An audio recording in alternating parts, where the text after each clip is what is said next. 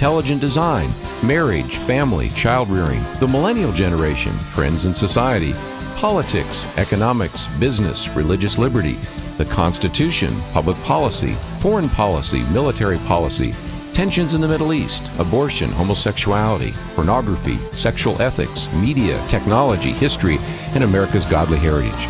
We talk about anything that affects your faith, your family, or your freedom. So don't go anywhere, because Point of View starts right now.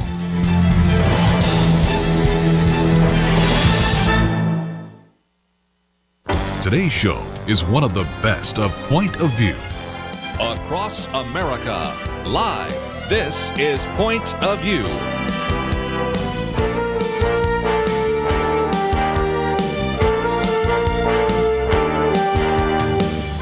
And now, Kerby Anderson. Next 2 hours, we're going to spend some time talking about Islam. We're going to talk about terrorism, and if you would like to join us at any point on the conversation, you are free to join us. 1-800-351-1212. We bring back to the microphone Robert Spencer. He is the director of Jihad Watch, which is a program of the David Horowitz Freedom Center. He's the author of 13 books, and what a debt of gratitude we owe to him. We are making available his latest book on our bookstore, but also you might see one that I wrote a number of years ago on Islam, and in that we included lots of very important interviews that we've done over the years on Point of View, dealing with various topics, in this case Islam, and you would be surprised by the number of those that were interviews that we did with Robert Spencer as we talked about many of his books like The Politically Incorrect Guide to Islam and many others, and so we all have learned so much from him. He also serves as the Vice President of the American Freedom Defense Initiative. He writes a weekly column for PJ Media and Front Page Magazine. Also understand that he has finished a weekly Quran commentary that we'll talk about a little bit later, and of course has been very instrumental in discussing such issues as Islam, jihad, terrorism, not only with the government but with those of us in the media. So Robert Spencer, welcome back to Point of View. Kerby, great to be here. Thanks very much. We appreciate all the good work that you've done over the years. And I thought for just a moment I would jump ahead in your book, then we'll come back to some of the beginning parts there. All of us have been thinking about the Boston Marathon and the Boston bombing because the marathon just took place and we were reflecting back a year ago. But later in your book, you make a very compelling case that the Boston bombing could have been prevented. How so? Oh, I don't have any doubt about it, Kerby. Not a fraction of a doubt. The fact is, look, just last week, the New York Times, actually right before the anniversary of the massacre in Boston, the New York Times tried to exonerate the FBI because a lot of people, including me in the book, blame the FBI for dropping the ball on the Tsarnaev brothers before the attack, and they could have stopped it. And what the New York Times said was that the Russians had told us that Tamerlan Tsarnaev was a, quote, follower of radical Islam who had tried to join an underground group in Dagestan. And then the FBI, according to the Times, went back to the Russians and asked for more details, and the Russians wouldn't give them to them. So apparently it was the Russians' fault. Now, in the first place, the idea that it's the Russians' job to do our intelligence gathering for us is laughable in the first to start with. But even more, the Russians told us, according to the New York Times itself, and it's in the book actually, it's not news, that the Tamerlan Tsarnaev was essentially a jihadi, a follower of radical Islam who tried to join underground groups, and that's a jihad group. And so that should have been enough for the FBI to keep him under close surveillance. But they did not. And why did they not? Well, another thing that I detail in the book at some length is how the FBI, under pressure from Muslim groups, many of which have ties to Hamas and the Muslim Brotherhood, cut out all mention of Islam and jihad from counterterror training and dropped counterterror trainers, including me, who used to speak about the motives and goals of the jihadis. So probably FBI agents, when they got this intel from the Russians, they were either afraid to deal with it because they knew it would be politically incorrect to do so, or they were clueless about what it meant because they were part of the new politically correct line. Either way, we lose, and there ends up being the bombing. We are talking about the book, and it is just out, and we have it on our website, pointofview.net, under our Point of View store. Of course, you can also look for it in your local bookstore. It's published by Regnery. Arab Winter Comes to America, The Truth About the War We're In. Robert Spencer is the author, and we are certainly going to be talking about whether or not the Boston bombing could have been prevented. How about the shooting in Fort Hood? We've been thinking about that because of the other shooting down there.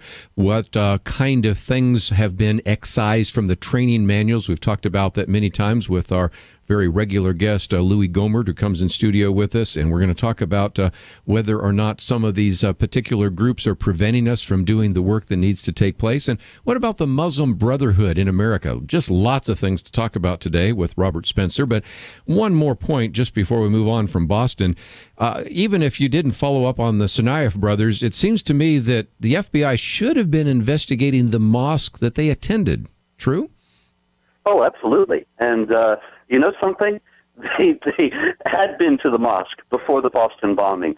This is a mosque that was founded by a man who is currently serving 23 years in prison for financing al-Qaeda. This is a mosque that was attended not just by the Tsarnaev brothers, but by two other convicted jihad terrorists who are now in prison, Afia Siddiqui and Tariq Mahana. And the FBI had never been there, except for outreach programs. In other words, when they try to cultivate goodwill in the Muslim community. That's just criminal neglect. Yeah.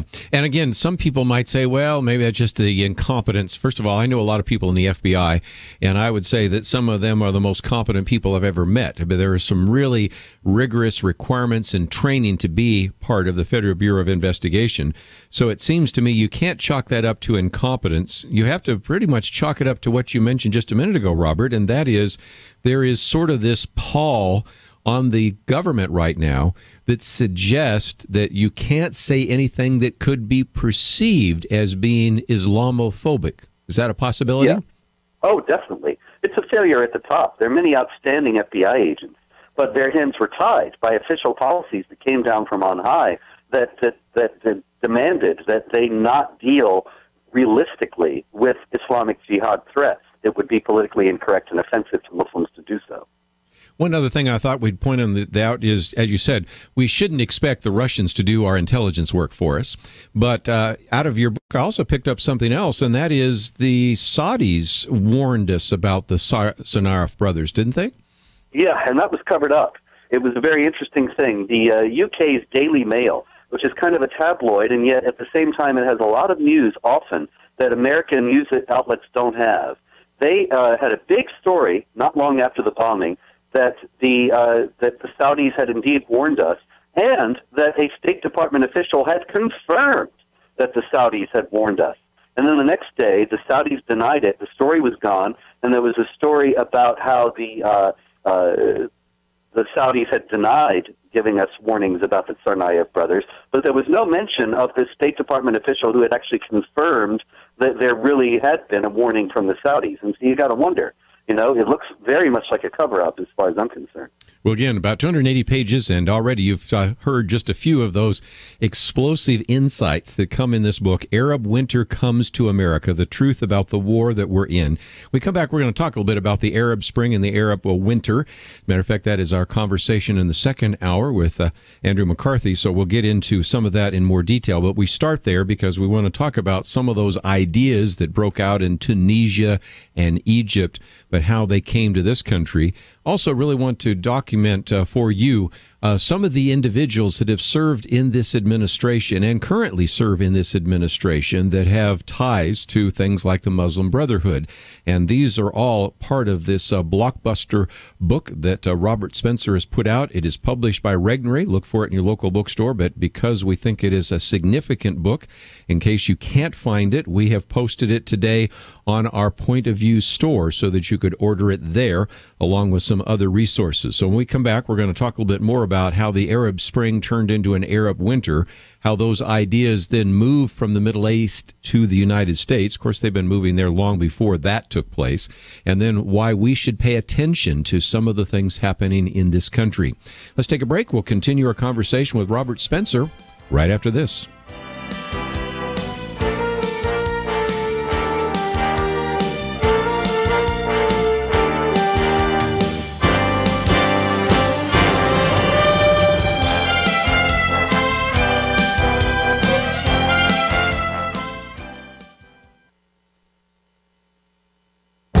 The Point of View Commentary with Kerby Anderson.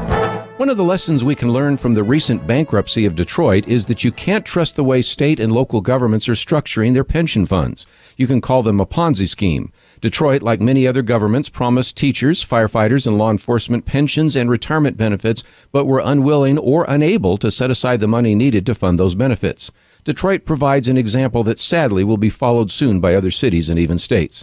The bankruptcy filings for Detroit list $18 billion in debt. That amounts to more than $26,000 for every man, woman, and child living in Detroit.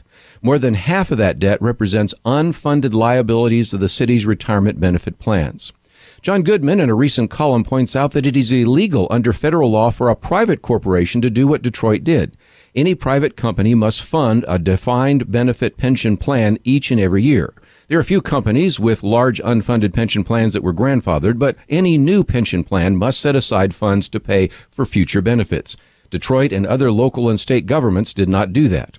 Cities suffer when their unfunded liabilities rise. They can fall into a death spiral.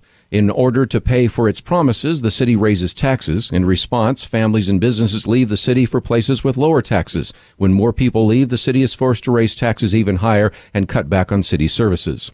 Detroit isn't the only city facing pension problems. A study by the National Center for Policy Analysis discovered that when state and local retirement benefit programs are accounted for properly, they have a $3 trillion unfunded liability.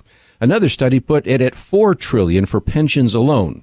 These estimates are 3 and 4 times as large as the official estimate. Governments are promising benefits but not funding them. They shouldn't be allowed to do what a private company would never be allowed to do. I'm Kerby Anderson, and that's my point of view.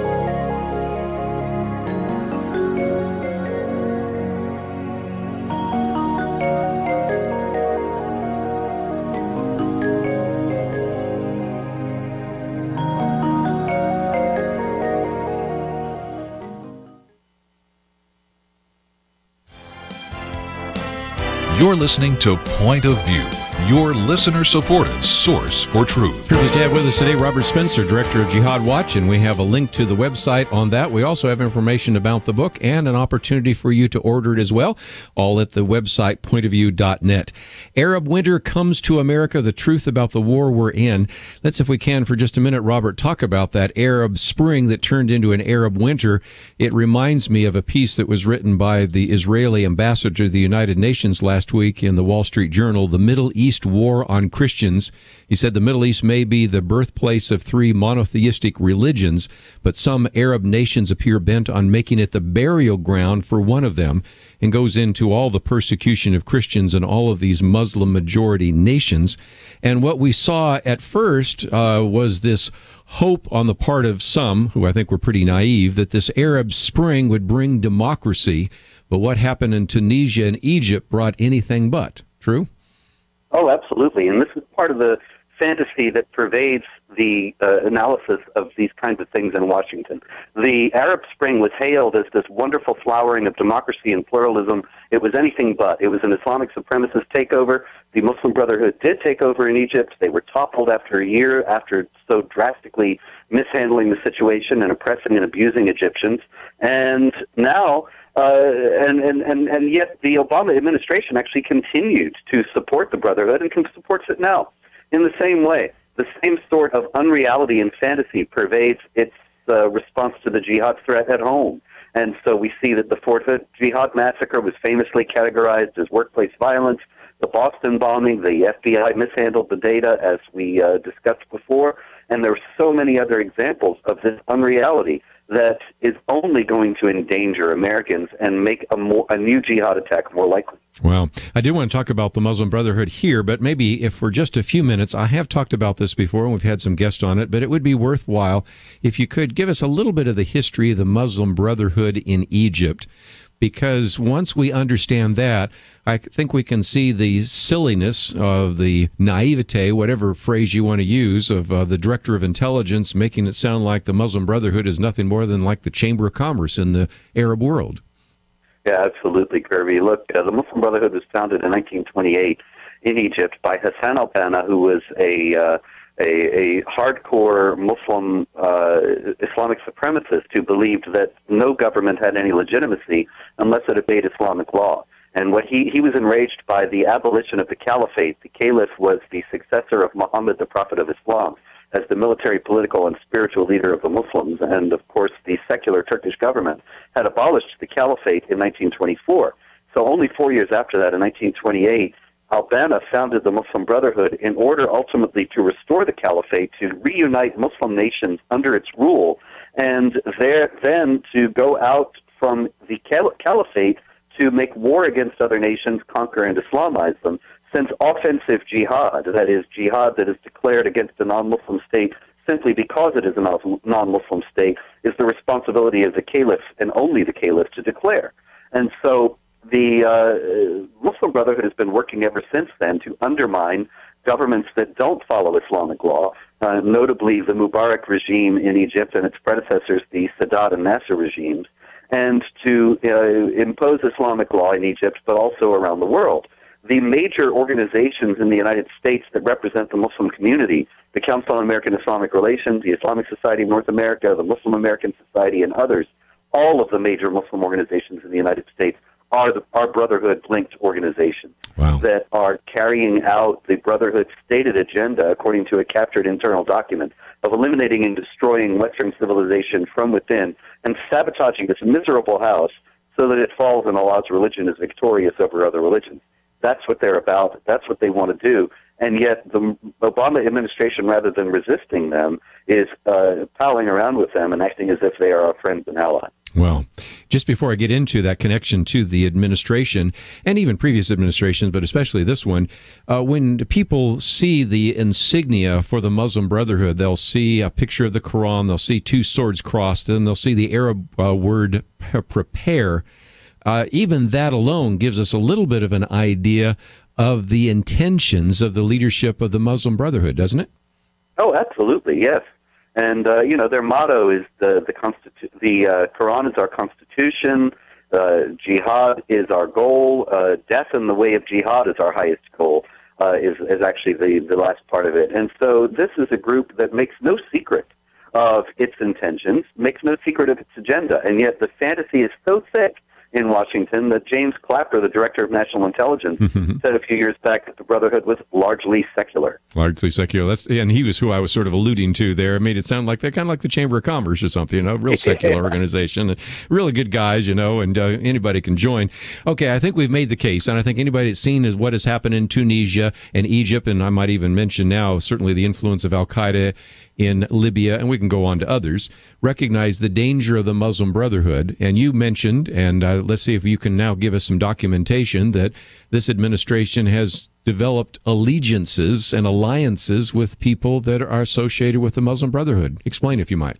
No doubt about it. Well, take, for example, you remember Congresswoman Michelle Bachmann a few years back, as I detail in the book, called for an investigation of Muslim Brotherhood infiltration in the U.S. government. One of the people that she named was Mohammed Ali Biari. Mohammed Ali Biari is a member of the Department of Homeland Security Advisory Council. He is a Muslim from Texas who classifies himself as a conservative Republican, and he says that he's a moderate. He's been characterized as the leading Islamic moderate in the United States. And he was appointed to the DHS Advisory Council by Janet Napolitano. Not long after that, he was accused of leaking classified information from DHS to a reporter in order to try to discredit Governor Rick Perry of Texas as an Islamophobe. And yet then that all went away, and it was all covered up. And Louis Gohmert, the congressman from Texas, quizzed Napolitano on the stand, on the witness stand in a hearing, asking her if Alibiari had leaked classified information, and she said that she kind of evaded the question, and there was never any resolution of this. Even more, Mohammed Alibiari spoke at a conference praising Ayatollah Khomeini as a great Islamic visionary a few years back in Texas. And I personally asked him about this. He came to a talk I gave once in Dallas, and we had kind of a conversation afterward. And he said that he didn't know that it was a conference praising Khomeini. And then, you know, can you imagine what a flimsy excuse? I mean, I know that, you know, I'm under constant scrutiny and constant pressure all the time, and people are, the left and Islamic supremacists are always looking for something in my resume that they can use to try to make me look bad. It's just the way life is. It doesn't bother me. It's just the way the war is being fought. But if I had spoken, say, at some KKK meeting, and all the people show up in their Klan robes, and then I say, oh, I didn't know it was a Klan meeting, and I don't support the Klan, nobody would believe that, and it would be all over the place. But the DHS has on its advisory council a man who spoke at a Khomeini meeting, made just that kind of flimsy excuse, and nobody minds.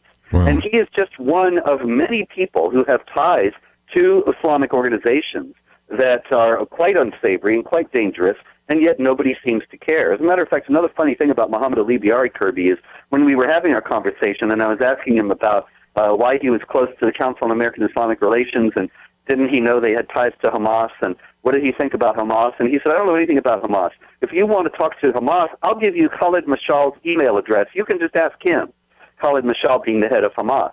And I thought, he's got Khalid Mashal's email address? I don't have that. Why would a moderate Muslim have the email address of one of the leading jihad terror leaders in the world? It's just amazing. It was just very strange, you know? Well, and again, in your book, you have that interchange between Louis Gohmert and the Secretary of Homeland Security, and so we'll talk about some of that. And also, maybe when we come back from the break, one of the things that both Louis Gohmert on this program and Michelle Bachmann, who's been a very good fan of this program, really listened to it since she was 19 years of age, wanted to do is to look how we have eliminated some of the anti-jihad training. We've eliminated some of the linguistic analysis. We've eliminated some of the definitions from some of the training manuals and all of the rest. So I want to spend some time talking about that. And we've only sort of alluded to how we thought certainly the Boston bombing could have been prevented, but how could the Fort Hood shooting have been prevented? So we'll talk about that with Robert Spencer in our last half hour here, and then maybe even talk a little bit about how this administration is starting to label evangelical Christians as the danger, as the extremists, as the focal point, rather than some of the Muslim terrorists and sleeper cells. So we'll talk about all those issues.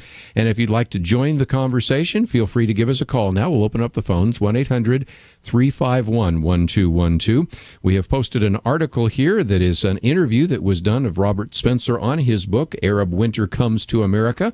So you can see that. We have an opportunity for you to order the book, and we have links to Jihad Watch so that you can follow up on some of the material that we have been talking about here today. It's all available at our website, pointofview.net. And as we come back from the break, we'll take some of your phone calls. That number is 1-800-351-1212. Arab Winter Comes to America. It is published by Regnery, about 280 pages of great material, and we've covered just a few of some of the incredible insights that you will hear here and maybe a few other places, but probably never hear on the mainstream media, and that's why we cover it today here on Point of View. We'll be back with more right after this.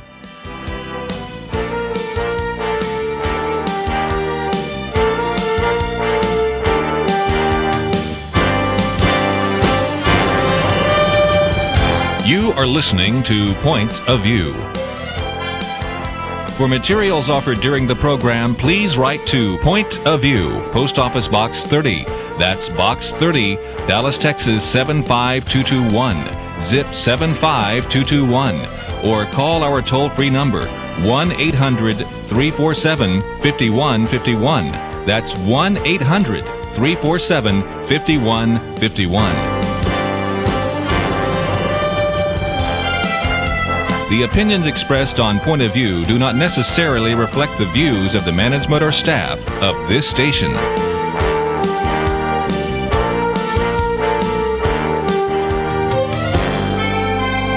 Point of View will continue after this.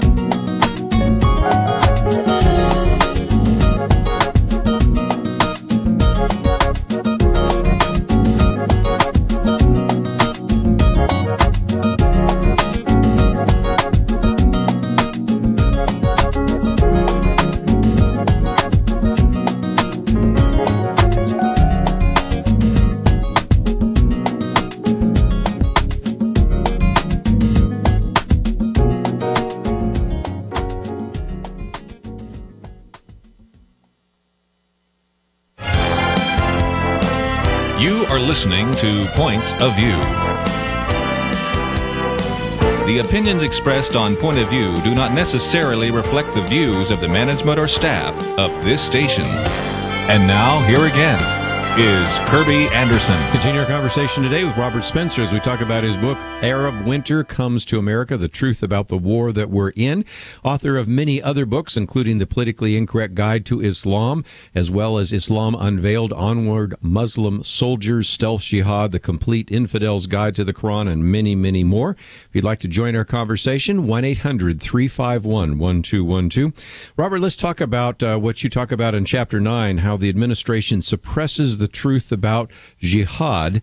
And I guess we start with kind of a hit piece that came out by journalist Spencer Ackerman, who really took the FBI to task for the training material.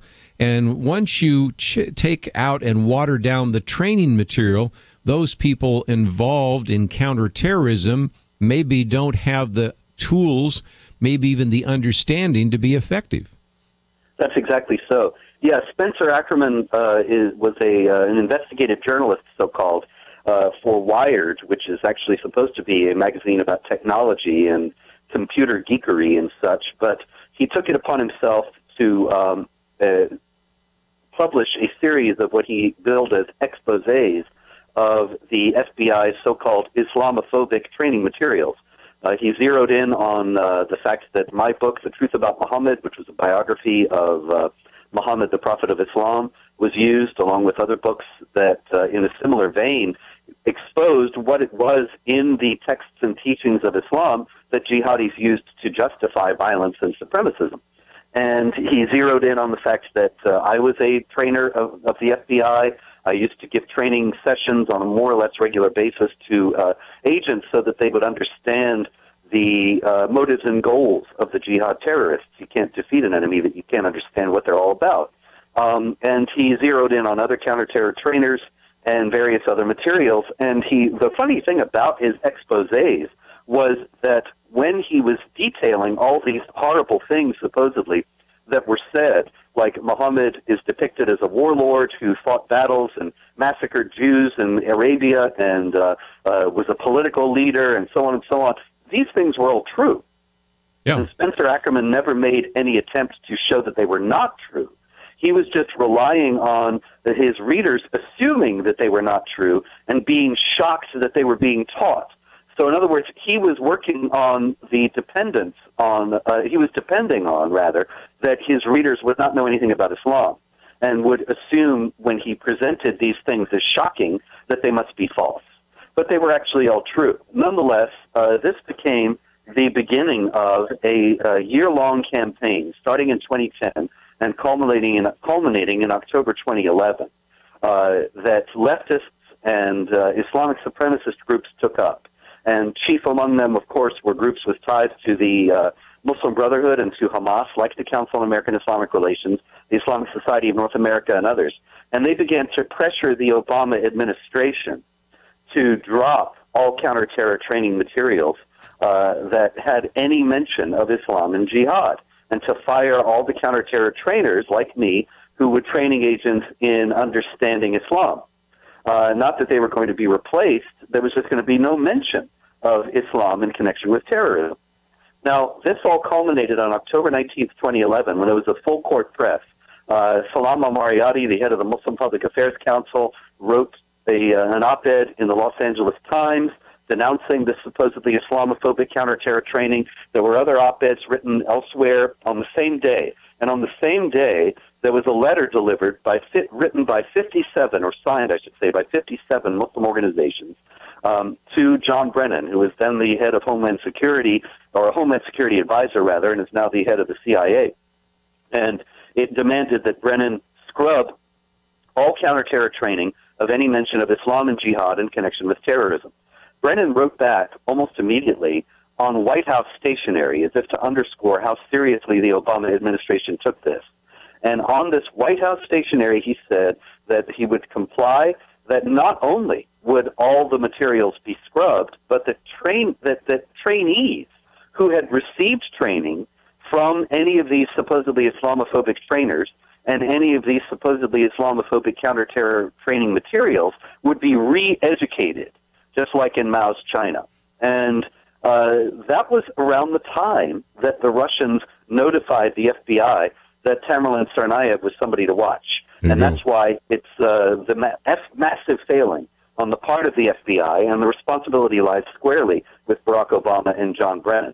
You know, it's interesting. You know, they are deprogramming individuals, if you will, or scrubbing them or brainwashing them, whatever, at a very time when paying attention to some of those facts could have saved some of the lives there in Boston. So a great illustration. Okay, well, that sets me up for Fort Hood. And again, we've been thinking about Fort Hood because of another shooting, which I don't think is associated with terrorism, but certainly the first one was Nidal Hasan.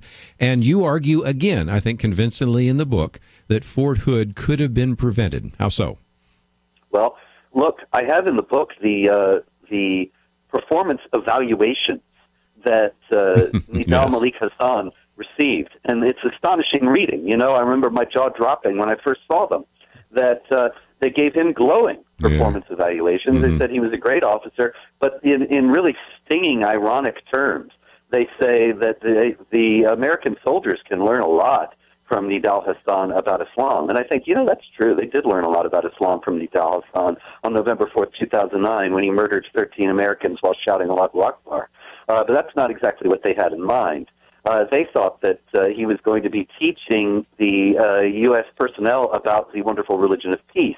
Now, also ironic about that is that these evaluations were written after Hasan had many had expressed fears that he would become violent.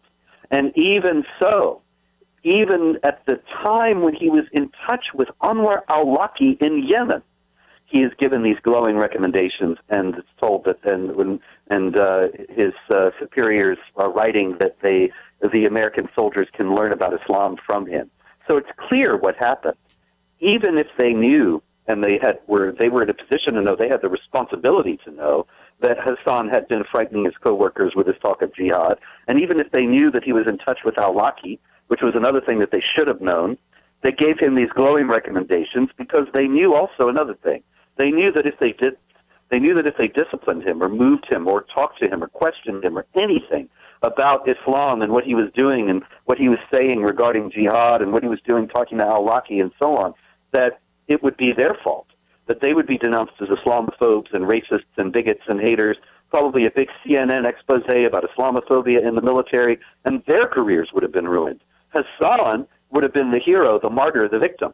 They would have been the ones that would have been disciplined. And so they didn't risk it. Yeah. You know, they preserved their careers, and 13 people were killed.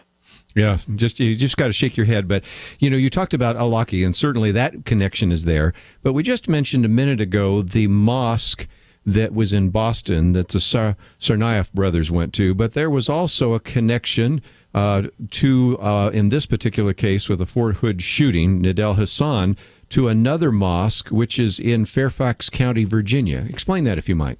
Yeah, that's the Dar al-Hijra Mosque. And the Dar al-Hijra Mosque was where al-Awlaki was actually the imam for a while, around 2001, 2002.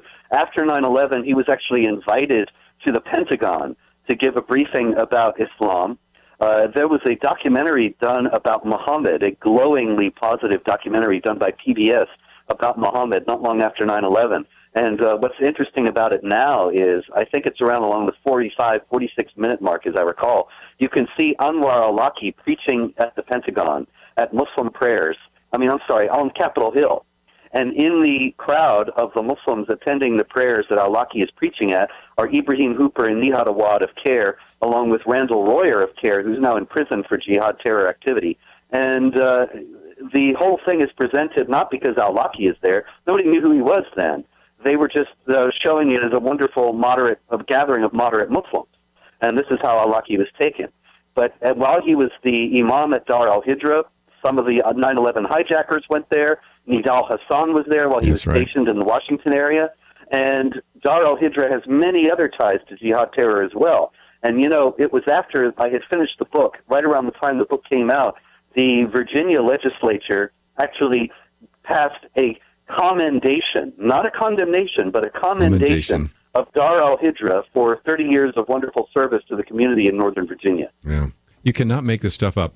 We're going to take a break. When we come back, let's take some phone calls. 1-800-351-1212. Robert Spencer with us in this first hour, and then we have Andrew McCarthy with us in the second hour, and I certainly wanted to give some of you a chance to ask some question or make some comments. We'll see if we can slip in a phone call or two, so call right now so that we can get you on just before we let Robert Spencer go. And again, if you are just joining us, talking about his book, Arab Winter Comes to America, The Truth About the War We're In, making a very convincing case that the Boston bombing could have been prevented, the shooting in Fort Hood could have been prevented, how we have removed many of the teachings about Islam and jihad from the training manuals. We'll continue our conversation with him and with you right after this.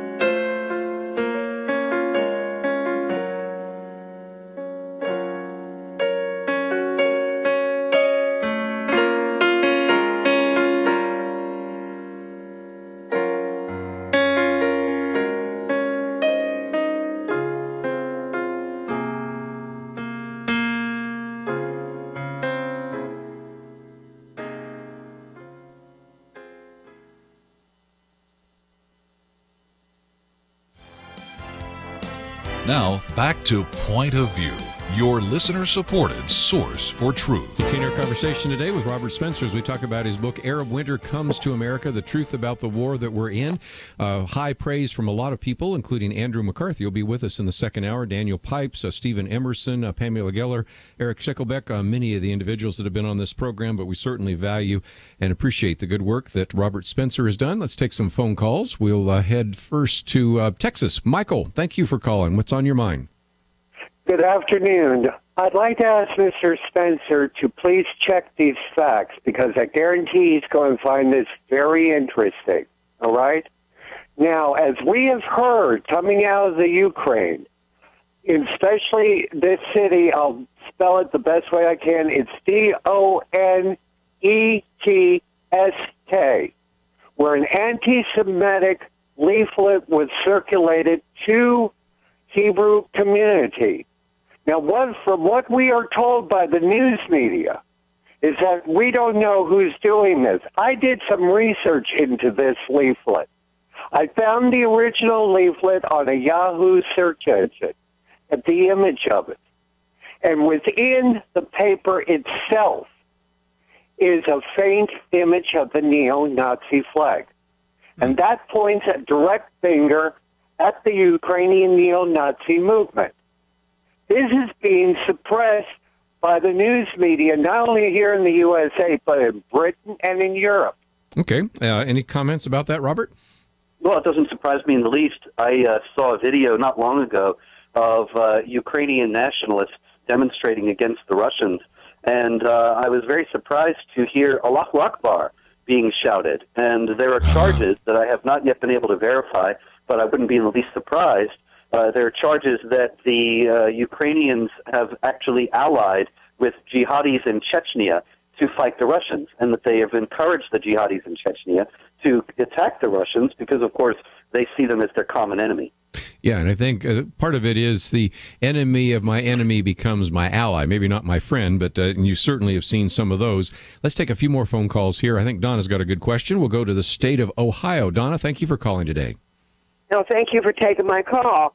My question is, well, first I want to make a comment. This country has gotten so politically correct that you can't say nothing about anything, and people are really stupid, and they don't realize that's what political correctness is. You don't have a right to an opinion.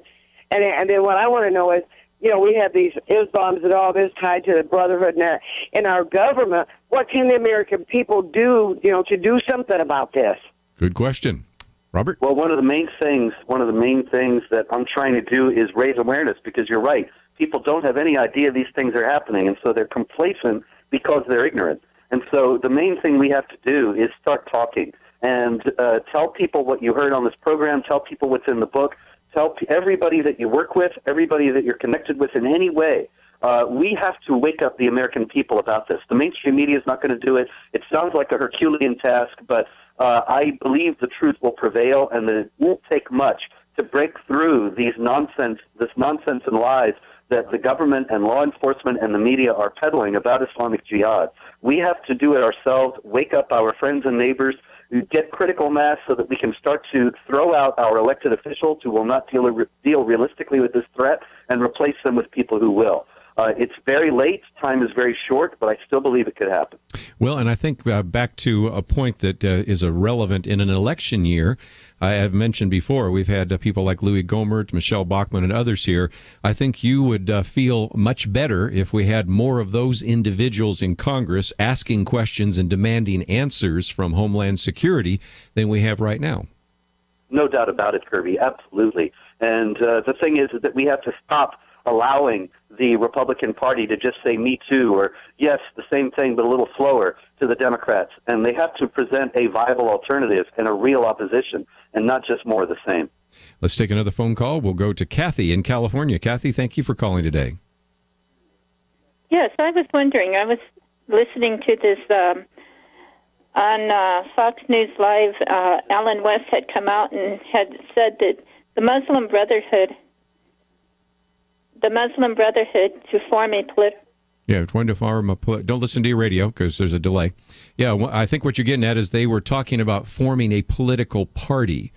And talk about that for just a minute, Robert, because obviously you have some individuals who are committed Muslims who serve in some forms of government. But where is that going in terms of the influence of the Muslim Brotherhood? Well, what West was referring to was the U.S. Council of Muslim Organizations, which is a brand new coalition that has been formed by the Hamas-linked groups, the Council on American Islamic Relations, and the Muslim American Society, along with a few others. These are Muslim Brotherhood groups. They are going to be carrying out the Muslim Brotherhood agenda, trying to push it politically even further than it already has gone in the United States. And so that's something to watch and something to oppose. It was just announced quite recently, this new coalition. It is something that is very insidious. No good can come of it. And so here again, I'm glad that you're aware of it, and I hope that more people become aware of it so that we can mount an effective opposition. Let me just mention that we will still be taking phone calls in the second hour, but just before we're able to wind down with you, Robert, I did want to talk about this for just a minute. It is obvious that the FBI and even the administration are focusing less attention sometimes on sleeper groups and Muslim terrorists, but they seem to be focusing on evangelical Christians as extremists, and you spend a little bit of time in your book talking about that. Yeah, absolutely. That's what, nature abhors a vacuum. And so when they threw out all mention of Islam and jihad from counterterror training, they had to fill it up with something. And what they filled it up with was warnings, and I have several examples in the book of actual military presentations where soldiers were warned that evangelical Christians, Roman Catholics, and others were a terror threat on the par with Al-Qaeda. Yes, and we've talked about that a little bit with Kelly Shackelford of Liberty Institute and some other individuals. So, again, just some great material. Just before I let you go, we have a link to Jihad Watch. I would certainly encourage people to go and get your book there if they like to find some of the other material that you are making available. You write a regular column, but tell people what they find when they land at jihadwatch.org. Well, jihadwatch.org is dedicated to giving information about the nature and magnitude of the jihad threat, domestic and worldwide, violent and stealthy. It's the news and commentary site updated many times daily. And yes, the book is there. It's at Amazon.com and at any self-respecting bookstore. Well, again, we just wanted to make it available. You can probably find it in your bookstore, but if you don't, first of all, you should tell them they need to get it. But second of all, you can get it through the various venues we've provided. And Robert, I appreciate you giving us an hour today. I know you've got a very busy schedule, but I appreciate you writing the book, and I appreciate you being with us once again here on Point of View. Thank you so much for having me on, Kerby. Let's take a break, and when we come back, we will be talking with Andrew McCarthy for a while. And for those of you that still have another question, you can stay on the line or just hang up and then call back in a little bit, because we're going to continue our discussion about Islam and about some of the threats, terrorist threats, because those are significant. And we're going to move some of our attention from how the Arab winter has come to America to really the origins of the Arab Spring that turned into an Arab winter. And the subtitle of Andrew McCarthy's book is The Illusion of Islamic Democracy. And we have posted one of his videos there, so you can find both of the books, including mine. So that would be 3 books on Islam that we have available today, plus some CDs that we've put together of the best interviews we've ever done on the subject on turmoil in the Middle East, and those are all available today in our Point of View store. Those involve interviews with John Bolton, Frank Gaffney, Louis Gohmert, Joel Rosenberg, Gary Bauer, of course, Robert Spencer, who we just talked about, Jim Dennison, Paul Marshall, and Raziel Kahili, and many, many more. So we have quite a number of resources we thought would be very important for you to have, and they're all available today at our Point of View store.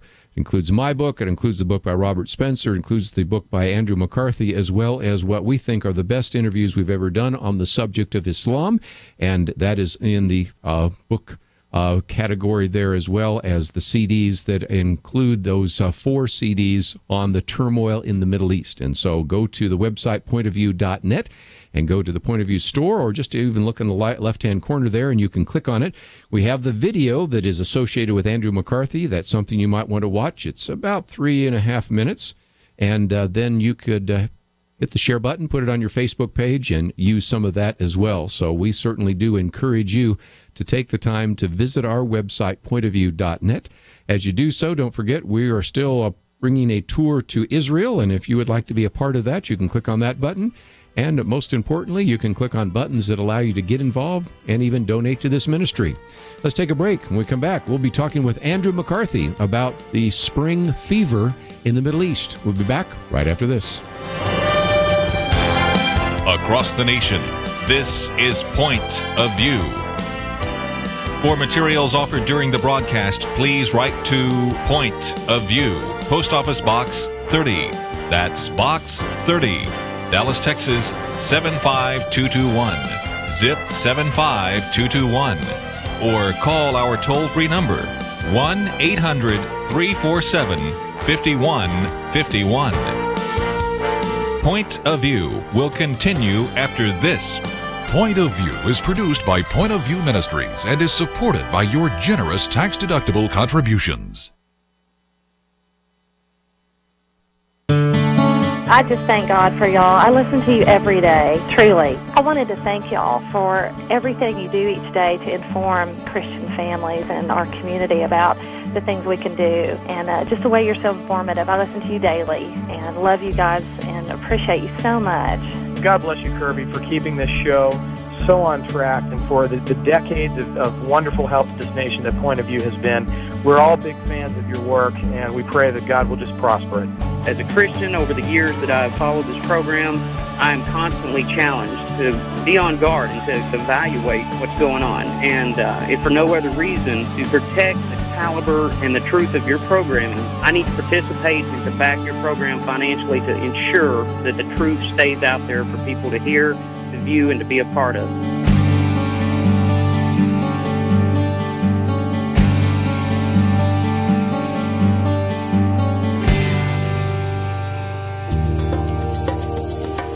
This is Point of View Radio.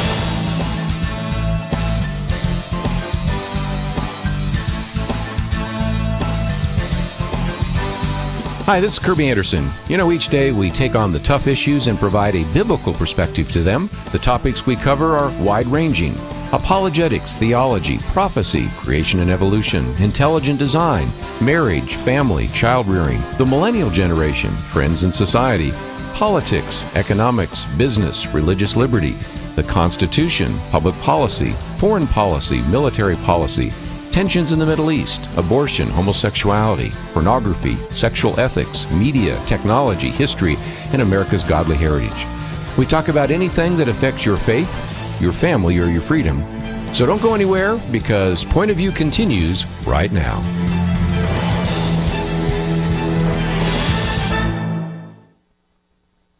Today's show is one of the best of Point of View. Across America, live. This is Point of View.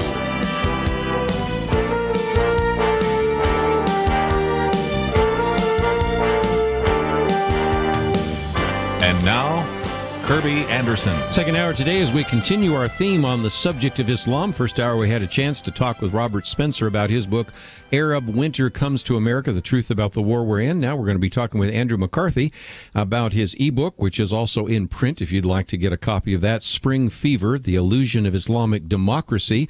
It is sort of a nice follow-up to some of the things that he has written in the past about the Grand Jihad. And if you're not familiar with him, he's been on the program with us many times before, senior fellow at the National Review Institute and a contributing editor to National Review. Writes various columns that appear there and also in PJ Media and the New Criterion. Probably best known for many of us as the leading prosecutor of the blind sheikh Omar Abdul Rahman and 11 other jihadists for the first bombing of the World Trade Center in 1993. And it is always a delight, Andrew McCarthy, to have you on the program with us. Kerby, great to be with you again. And I appreciate seeing you on Fox News and so many other programs. And we're going to spend a fair amount of time talking about what's happened overseas. But since you, of course, are very familiar with what has been happening in New York, I've got to ask you at least a question I've yet to ask anyone. And that is the decision by the New York Police Department to drop its demographics unit, which was instituted in large part to pay attention to Muslims, where they eat, where they meet, various groups that they are associated with, to prevent another bombing that might take place there in New York City. What are your thoughts? Well, it's a terrible decision, Kerby. You know, they were targeting not Muslims as Muslims, but trying to identify the Islamic supremacists among the Muslim community, which is you know where you would naturally find them, and where you do in fact find what we call radical mosques, which are the ones that endorse this interpretation of radical or of Islamic doctrine, and in particular the interpretation of Sharia that is supremacist, that calls for the establishment of an Islamic caliphate by any means necessary, essentially. And I think that, you know, it's interesting. A lot of the people who championed this really dumb move by New York are also champions of the idea that we should be prosecuting all terrorists, including enemy combatants, in civilian federal court. I kind of wonder, have any of them ever cracked open one of the transcripts of those trials? Because certainly if they opened mine, what you would find is that the mosques that were the focus of that case, and there were really 3 of them in the New York area, were used, it was proved in the evidence, for storing firearms, for firearms transactions, for the recruitment of terrorists, for conspiratorial terrorism conversations and planning. So it's not just an abstract notion that radical jihadists might use mosques as a safe haven to plan the mayhem that they'd like to commit. It's something that's actually been proved. We don't have to speculate about this. It's true. Well, and again, if you wanted to, since we just had the running of the Boston Marathon, it kind of caused us to reflect back. If the FBI had paid a little more attention to the mosque where the Tsarnaev brothers went, is it possible that they might have been able to catch them or prevent them from what was a horrific bombing a year ago? Well, I think, you know, it's very interesting that you asked that, because what they've recently tried to suggest is, gee whiz, the Russians held out on us. They didn't give us everything that they knew about these guys, even though they did, give us a good deal of information. Gave us a warning, yeah. Yeah, and, what they don't want you to remember is that the FBI actually sat down with the older Tsarnaev brother for a couple of hours in an interview, and then after the bombing, though they had a photograph of the guy they had sat in a room with for a couple of hours, they had to broadcast it publicly to get the public's help to identify the guy, which, ought to tell you everything that you need to know about how screwed up we are when it comes to, not only investigating groups that are motivated by Islamic supremacism, but the political correctness that this is clouded in. The Bureau's own guidelines that they go by essentially say we're going to close our eyes to ideology as if it were actually completely protected by the First Amendment, and we are not going to investigate until we have solid evidence of actual criminal behavior afoot.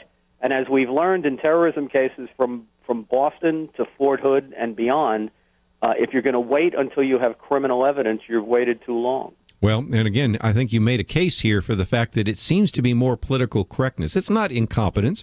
You've worked as a U.S. attorney. You've worked with the FBI. You know how competent those individuals are. And it does seem to me that it has to do more with ideology and political correctness that says, I better not say anything about Nidal Hassan. I better not say anything about the Sarnoff brothers, because if I do, then I get labeled as Islamophobic, and that's not a career advancement move, and so I'll turn a blind eye to something that later could get somebody killed. You're so right about that. The ethos of the rules end up being far more important than the rules themselves. So when when something terrible happens, the government's the first ones there with these, really incoherent government speak rules that they wave at you that say, see, we didn't do anything to hamstring investigations. There was a way to go about this. And it kind of reminds me of, you remember the Wall in the 1990s? We had this infamous set of government regulations in the Justice Department that prevented the intelligence side of the House from cooperating with the criminal investigative side of the House. And when the 9/11 attacks happened, people from the Justice Department came back and they started to waive the Wall regulations and say, no, see, that there was a sliver of possibility that you could communicate information from one side to the other. But the important thing is not what these Byzantine rules actually say. It's the ethos they create. You knew if you were in the FBI that it was, if you wanted to have a career-ender move, or if you wanted to end up being, like one of these guys who was never going to get promoted up to the next rank or never get the job that you wanted, you didn't rock the boat as far as the Wall was concerned. And the easiest thing to do in order to make sure that you were in compliance with the way the Bureau wanted things done was simply not to cooperate from one side of the House to the other. And that was basically the spirit that ran across not only the whole agency, but across the whole Justice Department. So you're exactly right. It's not what the rules say. It's the conduct that they basically engineer by virtue of really powerfully signaling to the agents, if you take the chances that need to be taken, take the actions that need to be taken to protect the United States, you may be in for a hard time in terms of your professional development. Andrew McCarthy with us, and if you would like to know a little bit more about him, we have a link to his website, andrewmccarthy.com, but it's Andrew C. McCarthy. Make sure that you have the C in there, or else you follow the link. Otherwise, you might end up with the actor, and certainly want you to find the right website. We also have posted his video, The Illusion of Islamic Democracy. We encourage you to watch that. Maybe hit the share button, put it on your Facebook page, and educate more. It's a way that you can find out more about his book, Spring Fever, which we'll talk about right after this.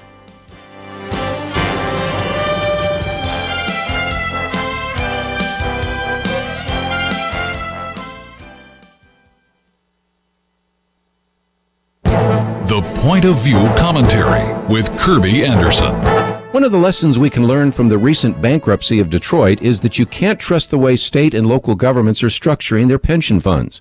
You can call them a Ponzi scheme. Detroit, like many other governments, promised teachers, firefighters, and law enforcement pensions and retirement benefits, but were unwilling or unable to set aside the money needed to fund those benefits. Detroit provides an example that sadly will be followed soon by other cities and even states. The bankruptcy filings for Detroit list $18 billion in debt. That amounts to more than $26,000 for every man, woman, and child living in Detroit. More than half of that debt represents unfunded liabilities to the city's retirement benefit plans. John Goodman, in a recent column, points out that it is illegal under federal law for a private corporation to do what Detroit did.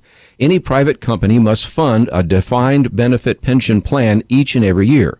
There are a few companies with large unfunded pension plans that were grandfathered, but any new pension plan must set aside funds to pay for future benefits. Detroit and other local and state governments did not do that. Cities suffer when their unfunded liabilities rise. They can fall into a death spiral. In order to pay for its promises, the city raises taxes. In response, families and businesses leave the city for places with lower taxes. When more people leave, the city is forced to raise taxes even higher and cut back on city services. Detroit isn't the only city facing pension problems. A study by the National Center for Policy Analysis discovered that when state and local retirement benefit programs are accounted for properly, they have a $3 trillion unfunded liability. Another study put it at $4 trillion for pensions alone. These estimates are 3 and 4 times as large as the official estimate. Governments are promising benefits but not funding them. They shouldn't be allowed to do what a private company would never be allowed to do. I'm Kerby Anderson, and that's my point of view.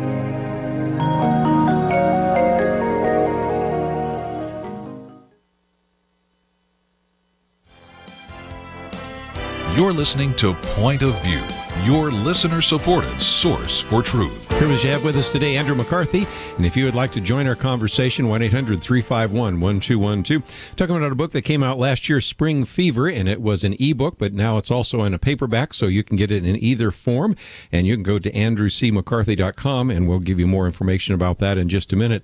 But Andrew, I thought for just a minute we might talk about the Arab Spring that sort of turned into an Arab winter. I think a lot of people thought that this would be the spawning of democracy, but yet one of the quotes that you talk about, and certainly a lot of listeners are familiar with, is the idea, famously said by one individual, that democracy is like a train. You take it where you have to go, and then you get off.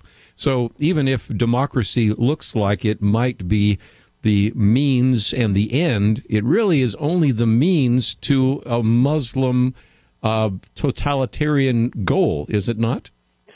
Well, I think it's certainly true of Islamic supremacists. The guy who made the remark that you just quoted is actually the most important Islamic supremacist politician, I believe, Turkey, in the world, and that is the Erdogan, the Prime Minister of Turkey.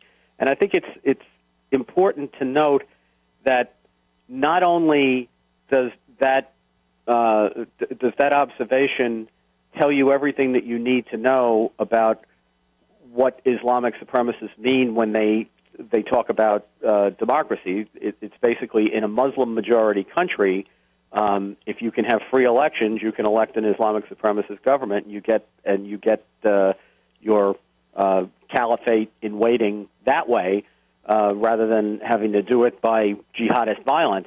But the other thing that people ought to realize is that it's a real perversion of what democracy is. Democracy is not just popular elections. I often say that when I was in the third grade, we had popular elections. We elected a president, a vice president, a treasurer. I lost, I think, if I'm remembering right. But the point is that everybody knew that the nun was still in charge of the class.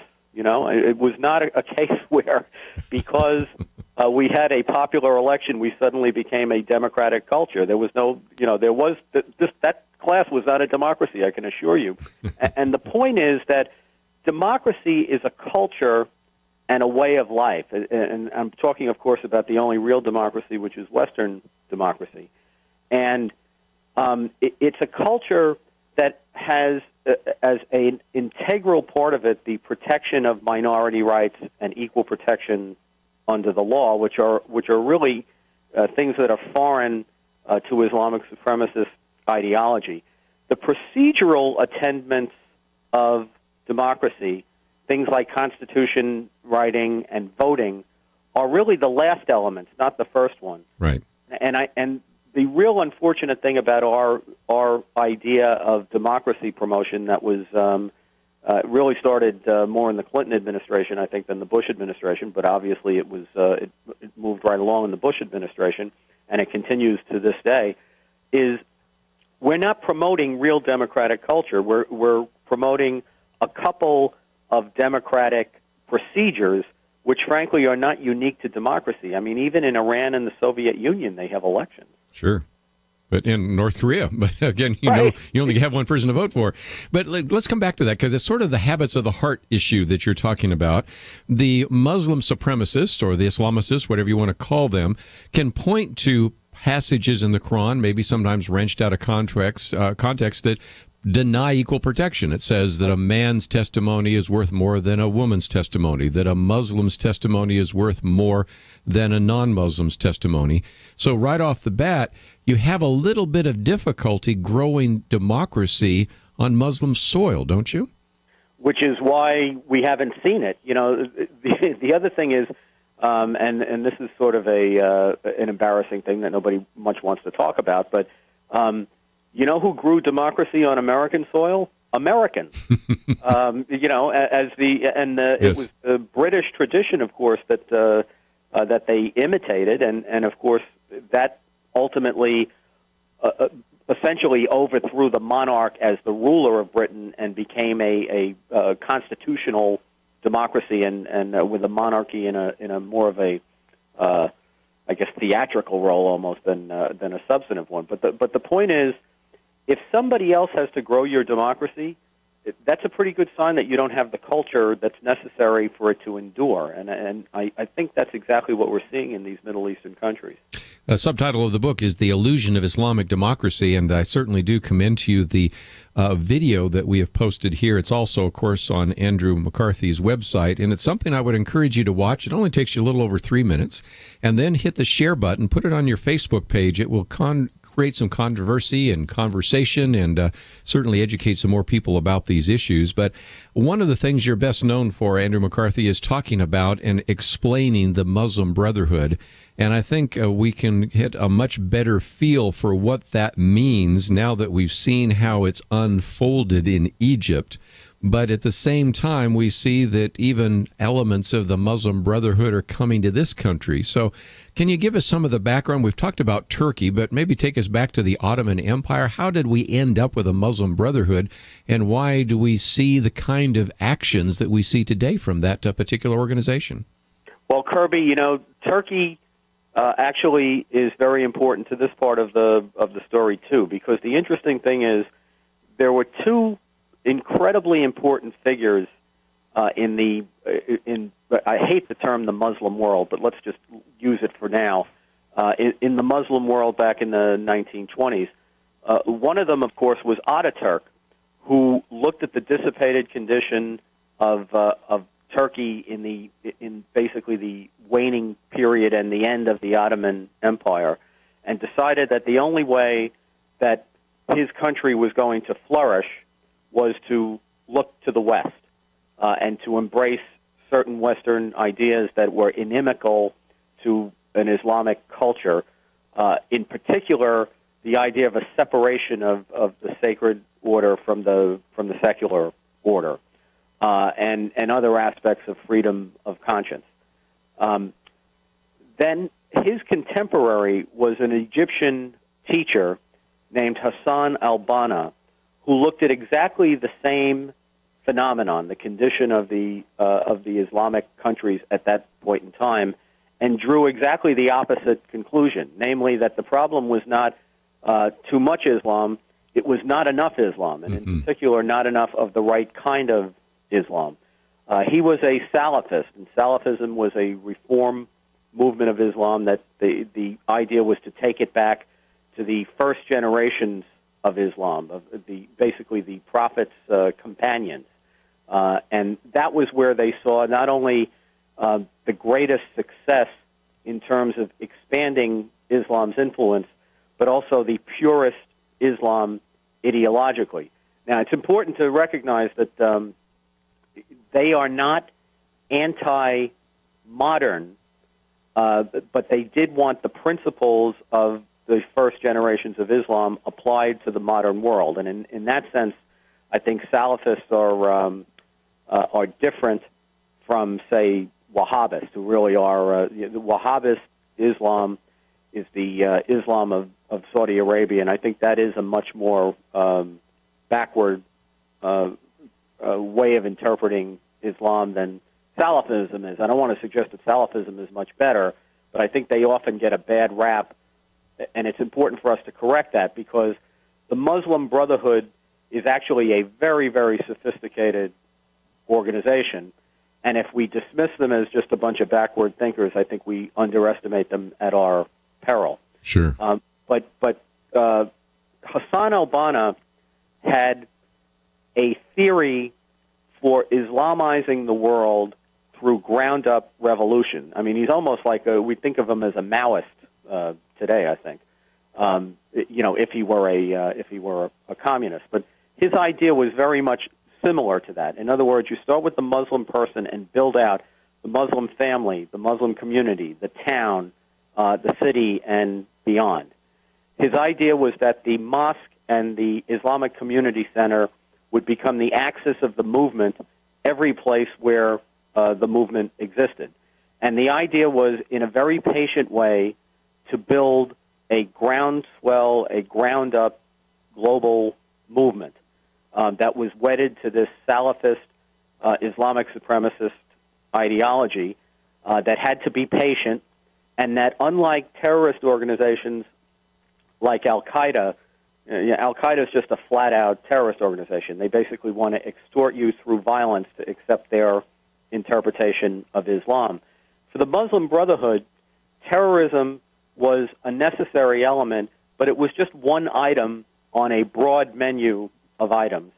And essentially it was about using all levers of power and all levers of influence in order to advance the goals of the movement. Sure. I need to take a break, but again, we'll take it after the break, but it seems like they said, well, if we can get in by election and by using democracy, we'll use that. If it's terrorism, we'll use that. So let's take a break, and we'll continue our conversation with Andrew McCarthy. And if you'd like to join our conversation at any point, 1-800-351-1212. Book is entitled Spring Fever, The Illusion of Islamic Democracy. Talking at the moment about the Muslim Brotherhood. We'll continue that conversation in a few minutes, right after these messages.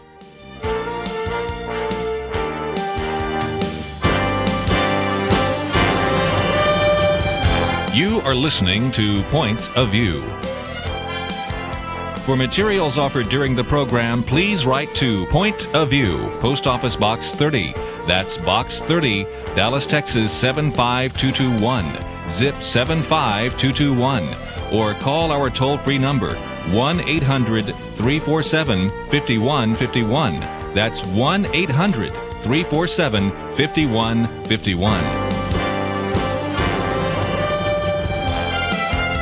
The opinions expressed on Point of View do not necessarily reflect the views of the management or staff of this station.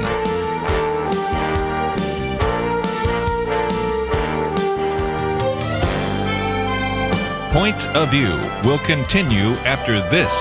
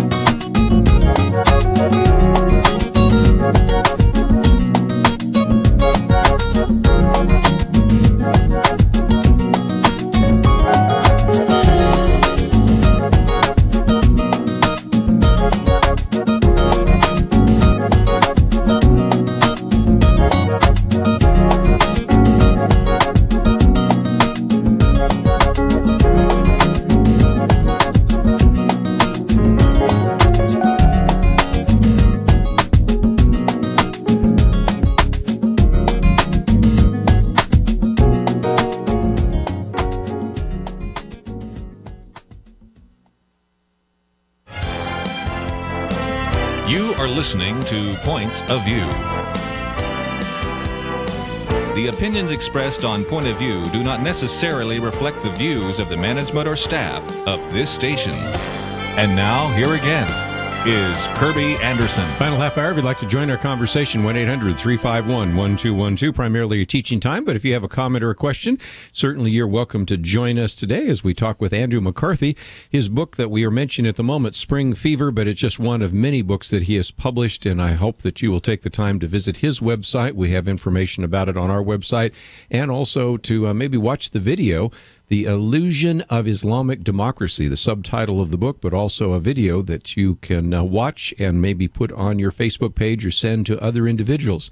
And Andrew, I was just thinking about what a contrast in Turkey. You have Mustafa Ataturk, who was really kind of trying to move along kind of a secular direction, and Turkey was a member of NATO. Some people even thought maybe someday it could have been part of the European Union, but it doesn't look like that anymore because the ideas of Hassan al-Banna and the Muslim Brotherhood have pretty much taken over, not only in places like Egypt and Turkey, but through a great deal of the Middle East today. Yeah, you're exactly right. Erdogan is an Islamic supremacist in the Brotherhood mold, and he has really moved Turkey into an Islamic supremacist direction. And I think it's very important for people to look at what's happened in Turkey for the last dozen years under Erdogan. And really, it's a phenomenon that probably goes back another 5 or 6 years before that, probably almost a decade before that, when the Islamists were first elected to power and then were ousted by the military. And then Erdogan, his party, was elected right after the turn of the century. But the reason it's so important for people to look at this is if ever there were a country that had a chance, I think, to become an Islamic democracy, and I think most Democrats in Turkey, and there are quite a few of them, are quite right to say that a democracy is a democracy. Islam has nothing to do with it, and I think until you get to that point, you really don't get democracy. But it's important to look at what happened in Turkey because Turkey is a very different country from the countries of the Muslim Middle East. It has always had one foot in Europe. It's not an Arab country. It's not a country that's, the Arabs pride themselves on the fact that Islam is really something that grew out of Arabia and out of Arab culture. And the version of Islam that was practiced in much of Turkey was always more moderate and certainly less severe than, say, the Islam of Saudi Arabia and places like that. Sure. So, if this experiment really had a chance to succeed, Turkey would have been a place where you would expect that to happen. And yet they did an 80-year secularization project started by Ataturk. Erdogan takes power, and he basically undid the whole thing in about 8 years. It just is amazing. That also kind of brings us back to the other issue of what it's like to live in some of these Arab countries. One of your chapters talks about Sharia law, and just a week ago there was a very good piece that came from the Israeli ambassador to the United Nations in which he called it the Middle East War on Christians. He said the Middle East may be the birthplace of 3 monotheistic religions, but some Arab nations appear bent on making it the burial ground for one of them.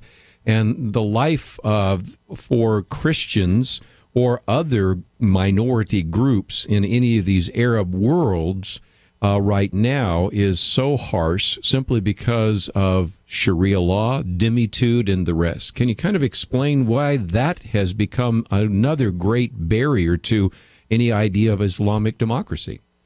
Yeah, well, what you're seeing there in a very vicious way and a very stark way is the inequality that is really endemic in Islamic societies. And I personally think that is a reflection of Islamic doctrine.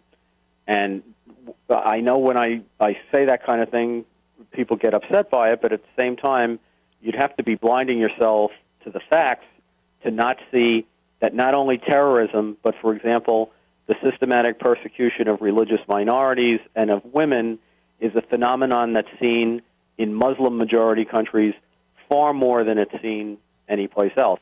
And I personally believe, even though I really do have great sympathy and hope for Islamic reformers, who I think are doing important work and doing it under very difficult circumstances, and we certainly hope they succeed. But, the problem is that in order to impose equality and purge violence, you have to reinterpret Islamic doctrine, and you have to, you basically have to say, well, let's contextualize it. We'll just say that, for whatever reason, God was preternaturally concerned with the early 7th century, and the things that we don't like in the Quran are going to be limited to that, second in time, and everything else that we like about it is going to be, eternal and all that stuff. I think that's a hard sell logically, but whether I'm right or wrong about that, the fact is, when you talk about commands to violence and inequality, they are in the Quran. And when the Islamic supremacists quote them, they're not lying. Nobody has to hijack Islam or lie about Islam in order to find these commands to violence. They're there, black and white. And, unfortunately, it's the Islamic reformers who are having to reinterpret Islam and sometimes sound like they're talking like how many angels can dance on the head of a pin. Right.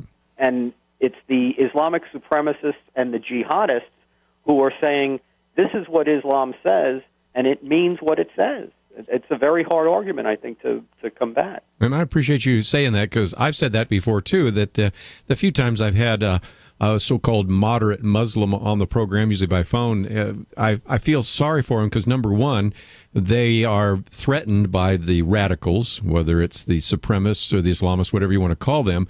But number two, just let's be honest, there are probably 100 different verses in the Quran that talk about jihad in some way or another, talks about striving and killing and beheading and those kinds of things. And what you have to do is contextualize that and say, well, maybe that applied to Muhammad's day, but it doesn't apply to our day. And yet all you have to do is take a radical Muslim, a supremacist, as you talk about, and say, well, that applies not only to the day of Muhammad, but it's a universally binding command to all Muslims at all times. And so you do have a difficulty, and it's a structural difficulty, which brings us back to kind of the subtitle of your book, the difficulty of developing Islamic democracy, because if the verses talk about jihad, they talk about a difference in the status in the Muslim community between a male and a female, between a true believer and an infidel. You really can't get to the point of creating a democratic society, and that's why sometimes people felt that our attempts to try to bring democracy, even under the previous president, George W. Bush, to some of these countries just isn't working very well.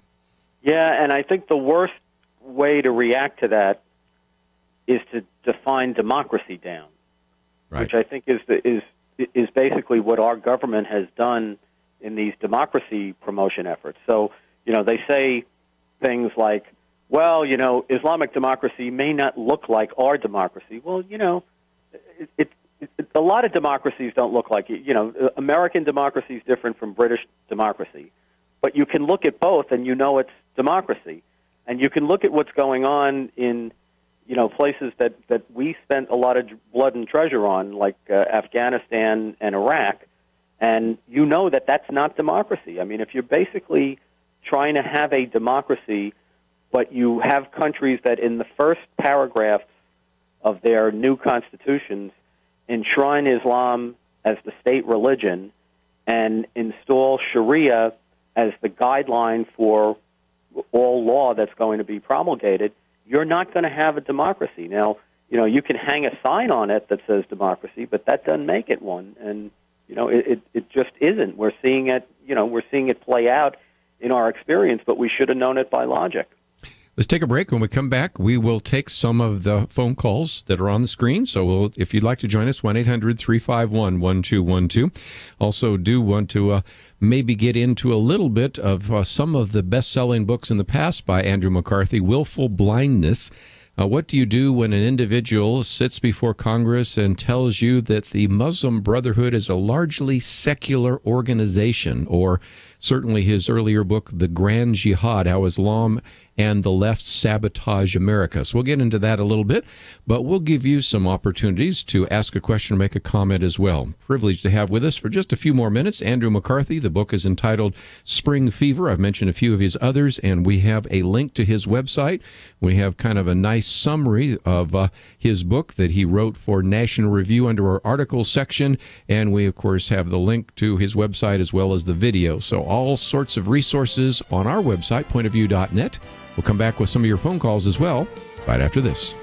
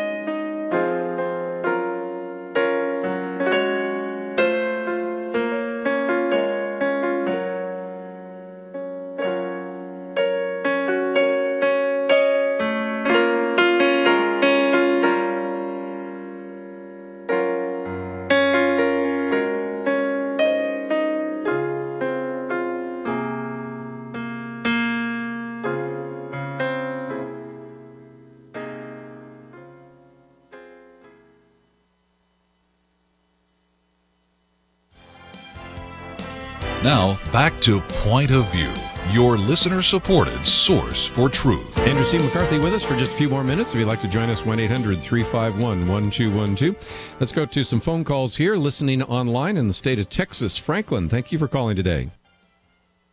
Thank you for having me.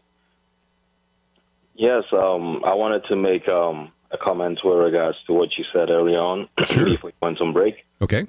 You made a statement about how difficult it is for democracy to be injected into an Islamic cultured nation. Well, I'd like to elaborate more on that. Given these nations that are guided by Islamic principles, we all know Islam as it is a radical religion. I mean, it's one religion that gives a lot of orders. It doesn't give space for anybody to share their point of view or even question one of its rules or regulations. So given a particular religion or given a particular lifestyle that demands such as this kind of what's it called, response from its people, how do you put in democracy? Because democracy also has into its definition the ability for others to also share their point of view. Sure, robust debate and equal protection and the rule of law, all sorts of things that are such an important part. Exactly. So with that will cause a contradiction. I mean, democracy together in one place will cause a contradiction. And if we look at history, all the nations that tried to bring democratic, some sort of democracy into its Islamic environment, most of them didn't really thrive very well.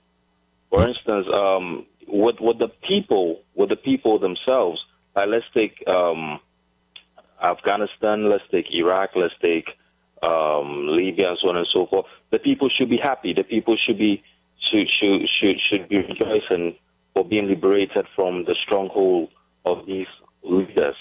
But where you find such freedom, you find out that the people do not know how to handle the kind of freedom that comes with democracy. Sure. Let me jump in real quickly because I want to get to another call or two. But, Andrew, that's an issue. It's easier to build a theocratic or totalitarian regime in a country where opposition is not allowed. And unfortunately, that tends to be what at least the Islamists have when they get into power in these Muslim-dominated countries.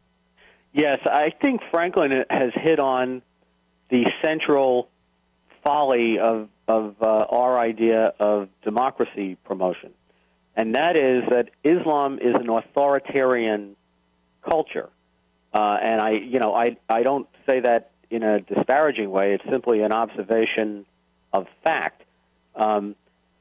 Islam, the idea of Islam is that Allah has given mankind Sharia, which is the path in Arabic, as his prescription for how a dignified, proper human life is to be lived.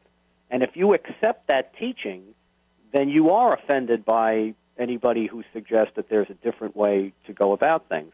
So the central premise of Islam and a Sharia state is that the governed have no right to make law for themselves that contradicts Sharia, whereas the central tenet of Western democracy is that the governed have a right to make law for themselves and to chart their own destiny.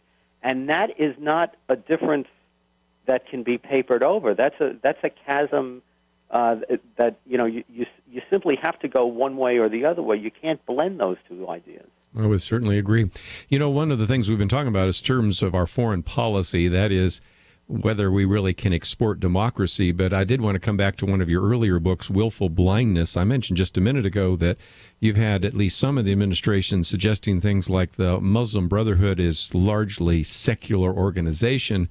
It seems to me that we open ourselves up for danger if we, on the one hand, get rid of our demographics unit in New York City, and number two, can't honestly explain to the American people and thus train our FBI agents, our Homeland Security forces, what indeed are the particular dangers. And so this political correctness does, I think, open us up to the possibility of another terrorist attack. What are your thoughts? Yeah, it certainly does. It makes us very vulnerable. And the problem is really the problem that we were discussing earlier in our conversation, and that is that what we tend to do when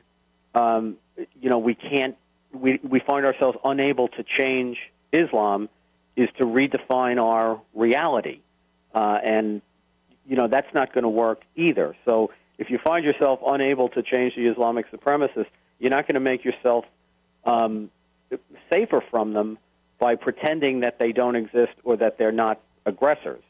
And that, it seems to me, is what we're pretending. Basically, we're taking people who are not moderate in their aspirations or their methods, disguising them as moderates, or just pronouncing that they are moderates, and then making policy as if that pronouncement were true. And I think reality has a way of biting you when you try that kind of stuff. I certainly would agree. Just before we let you go, we are certainly encouraging people to go to your website, andrewcmccarthy.com. As they go there, they can certainly find your book. They can see the video that we've also posted on our website, find many of the various posts and commentaries that you've written, but talk about any other resource that might be available to our listeners. Well, I'm a regular writer at National Review, where I'm a contributing editor. So if people want to go to National Review online, they can not only find my stuff, they can find the terrific writers that appear there on a pretty regular basis. And I'd say the same thing about PJ Media, where I write a blog that's called Ordered Liberty. But I highly recommend the PJ Media website to people. Again, you'll find an array of really talented writers, and I feel very privileged to be in that kind of company. Well, one of the things we do on a regular basis is post various commentaries, including some that we post by you even when you're not on the program. But we did post one of yours today about your book, and I appreciate you giving us some time today here on Point of View. Kerby, it's been my pleasure. Thanks for having me. Well, thank you so very much for your participation. And let me just, as we wind down the program today, talk about a couple of resources that we have for you. First of all, we have a number of books that we think would be of great interest to you. First hour today, we talked with Robert Spencer about his book, Arab Winter Comes to America, and that is available on the website, pointofview.net. This one, which is available both as an ebook and as a paperback, Spring Fever, The Illusion of Islamic Democracy, available to you. And we've also posted my book. It's the Politically Incorrect Guide and the Point of View Perspective on Islam. So you've got all sorts of books and resources there that you might want to obtain. And then most importantly, one that we haven't made available for a while, but it is available today, is we put together 4 CDs of what we thought were some of the best programs we've ever done on the subject of Islam or the Middle East. And it includes interviews that we've done with people like Louis Gohmert, who we mentioned earlier, Frank Gaffney, former UN Ambassador John Bolton. We also did interviews with people like Gary Bauer, Robert Spencer, Joel Rosenberg, Jim Dennison, and many, many more. So I think it would be a great resource for you, 4 CDs, and it's all available on our website, pointofview.net. And as you go there, I hope that you'll take the time to look at some of the books, look at the videos that we have posted today, including the one that has been put together on the book by Andrew McCarthy called The Illusion of Islamic Democracy. And then also, of course, as you go there, you'll see we've posted a number of other things, including information about our trip to Israel in the fall, as well as an opportunity for you to click on a button that says Get Involved. And that's something I certainly want to point you to, because one of the things we try to do is, even when we're not on the air, we try to communicate with you occasionally if there is information that we think you would be interested in. And as you go to that website, you can check various boxes and receive, for example, my daily commentary. You can also receive our show threads, which is something we send out before the program every single day that tells you about our guests, our topics, and all of the links that would be in your inbox that you can use later on. So again, click on that box that says Get Involved. And then finally, we have a donate button. We are dependent upon your financial gifts to bring these programs to you, so I hope that you'll take the time to click on that button as well. Lots of it available. It's all found at the website, pointofview.net. I want to thank Andrew and Dustin and Catherine for the help behind the scenes. See you back here tomorrow.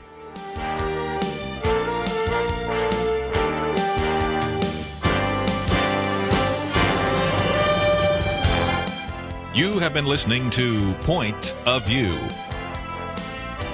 For materials offered on the program, please write to Point of View, Post Office Box 30. That's Box 30, Dallas, Texas 75221. Zip 75221. Or call our toll-free number 1-800-347-5151. That's 1-800-347-5151. Point of View is produced by Point of View Ministries and is supported by your generous tax-deductible contributions. I just thank God for y'all. I listen to you every day, truly. I wanted to thank y'all for everything you do each day to inform Christian families and our community about the things we can do, and just the way you're so informative. I listen to you daily and love you guys and appreciate you so much. God bless you, Kerby, for keeping this show so on track and for the decades of wonderful help to this nation that Point of View has been. We're all big fans of your work, and we pray that God will just prosper it. As a Christian, over the years that I've followed this program, I am constantly challenged to be on guard and to evaluate what's going on. And if for no other reason, to protect the caliber and the truth of your programming, I need to participate and to back your program financially to ensure that the truth stays out there for people to hear, to view, and to be a part of.